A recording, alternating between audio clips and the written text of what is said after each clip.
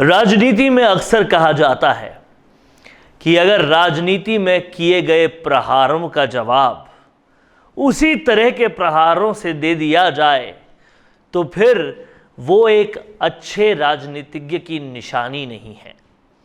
और यही बात पर पूरी तरह से क्रियान्वयन करते हुए सचिन पायलट ने भी ऐसा ही कुछ किया।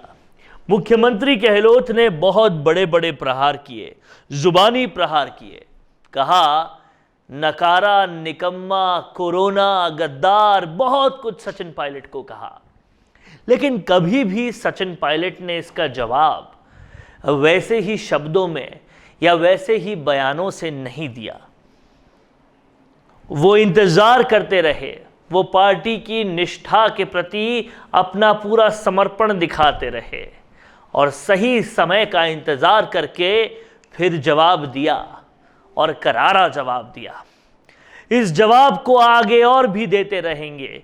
क्या क्या करेंगे वो और किस किस तरीके से गद्दार का, निकम्मा का, नाकारा का, हर बात का पूरा राजनीतिक रिवेंज लिया जाएगा, लेकिन शालीन तरीके से, ये समझेंगे हम इस वीडियो में। इसलिए आप सभी लोग इस वीडियो को आखिर तक देखिएगा। और अगर आपने अभी तक राजस्थान संवाद को सब्सक्राइब नहीं किया है तो दिलचस्प विश्लेषणों के लिए, राजनीति को समझने के लिए और तह तक राजनीति को जानने के लिए आप देखते रहिए राजस्थान संवाद और सब्सक्राइब जरूर कीजिएगा, बेल आइकन भी दबाइएगा। समझने वाली बात यह है कि इस सरकार के पूरे पीरियड में सचिन पायलट को गद्दार कहा गया, निकम्मा कहा गया, नाकारा कहा गया और उसके अलावा भी बहुत कुछ कहा गया, कोरोना कहा गया और भी काफ़ी कुछ कहा गया। लेकिन उसके जवाब में इन्होंने शब्दों से अगर कुछ कहा तो एक ही चीज़ कही और वो शब्द थे, उस शब्द पे आप गौर कीजिएगा जो उन्होंने कहा। वो कहा पिता तुल्य। तो उन्होंने पिता तुल्य कहा। समझने की बात यह है कि ये राजनीति का कौन सा प्रहार था, किस वक्त का इंतजार कर रहे थे सचिन पायलट और वो वक्त अब क्यों आ गया है, इस बात को समझना चाहिए। आखिर सचिन पायलट जानते थे कि आलाकमान सब कुछ देख रहा है और इसीलिए जुबानी जंग में वो उकसाए जो जा रहे थे, लेकिन वो उकसे नहीं। कोशिश पूरी थी सामने वालों की कि किसी तरह से सचिन पायलट को गुस्सा आए और वो खुद ही कांग्रेस छोड़ जाए। लेकिन खेल के खिलाड़ी ये भी बड़े हैं और इसलिए इन्होंने बिना उकसे हुए सही समय का इंतजार किया। और केरल के जब चुनाव प्रचार खत्म हो गए उसके बाद उन्होंने 11 मई का दिन चुना जब वो अजमेर से अपनी यात्रा शुरू कर रहे हैं और वो यात्रा भी पद यात्रा शुरू कर रहे हैं। तो जाहिर तौर पर ये एक बड़ा कदम था और इस यात्रा में क्या वो करने वाले हैं ये प्रेस कॉन्फ्रेंस में उन्होंने पहले से बता दिया। इस यात्रा का सबसे पहला उद्देश्य और सबसे बड़ा काम, क्योंकि ये यात्रा अजमेर से शुरू हो रही है, वो है जो पेपर लीक मामला हुआ है, उस पेपर लीक मामले के खिलाफ वो आरपीएससी जहां पर है अब वहां प्रदर्शन कर रहे हैं। सियासी गलियारों में ये भी चर्चा है कि टोंक के बजाय इस बार सचिन पायलट अजमेर से आएंगे,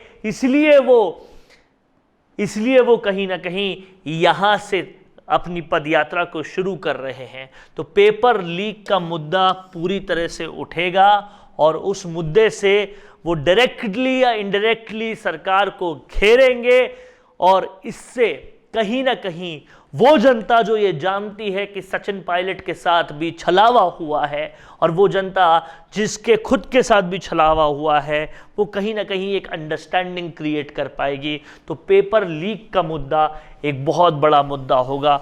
दूसरी बात करें दूसरे बड़े मुद्दे की, तो ये जो मुद्दा होने वाला है वो मुद्दा कहीं ना कहीं भ्रष्टाचार होने वाला है। और भ्रष्टाचार का ये मुद्दा इतना बड़ा इसलिए होगा क्योंकि सचिन पायलट का अनशन भी भ्रष्टाचार पर ही था, और उसके बाद जो आरोप लगे 20-20 करोड़ रुपए के, वो भी भ्रष्टाचार से संबंधित ही थे, तो उसका भी जवाब दिया जाएगा। एक जवाब वो दे चुके हैं कि हेमाराम चौधरी और बृजेंद्र ओला जैसे परिवारों को आप इस तरह से टेंट कर रहे हैं, ये बिल्कुल भी ठीक नहीं है, लेकिन इस रैली के माध्यम से उसका भी जवाब दिया जाएगा।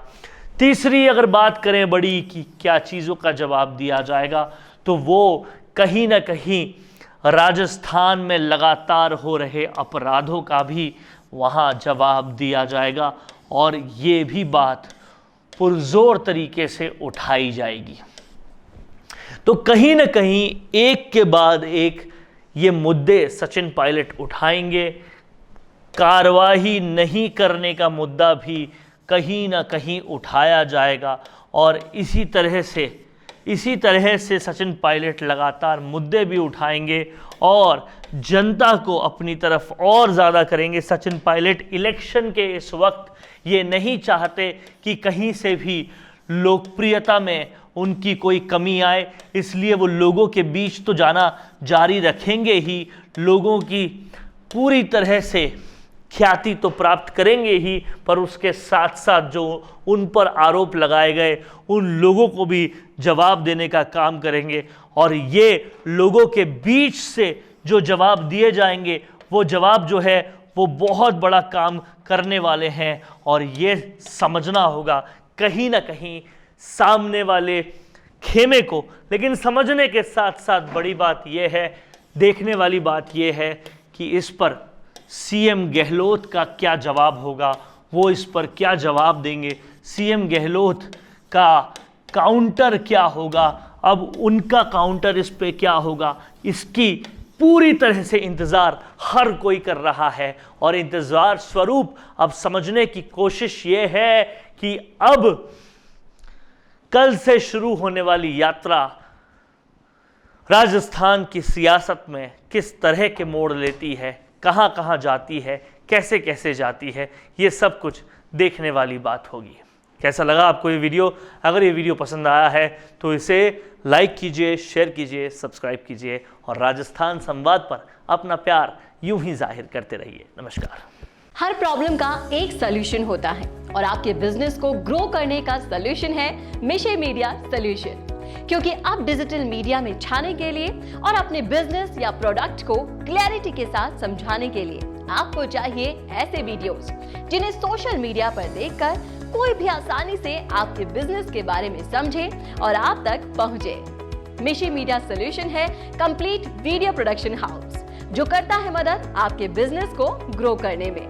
मिशे मीडिया सॉल्यूशन सिर्फ आपके बिजनेस के लिए एड ही नहीं बनाता, बल्कि उस एड को बनने से लेकर कस्टमर तक कैसे पहुंचाया जाए, इसमें भी मदद करता है। तो अब चाहे आपको बनवाना हो वीडियो एड, या फिर करवानी हो वीडियो एडिटिंग, या फिर बनवानी हो अपने बिजनेस के लिए स्पोक्स पर्सन वीडियो, या फिर करवाना हो अपने YouTube चैनल का SEO, तो आपके लिए है मिशे मीडिया सॉल्यूशंस। इनके अलावा मिशे मीडिया सॉल्यूशंस आपको देता है world class studio, interactive panel, शानदार कंटेंट राइटिंग। मिशे मीडिया सॉल्यूशंस के पास है एक बहुत एक्सपीरियंस्ड प्रोफेशनल्स की टीम, जो देंगे आपके बिजनेस को एक नया आयाम। तो अब देर क्यों करनी, आज ही विजिट कीजिए www.mishemediasolutions.com पर, या फिर कॉल करें 9549700549।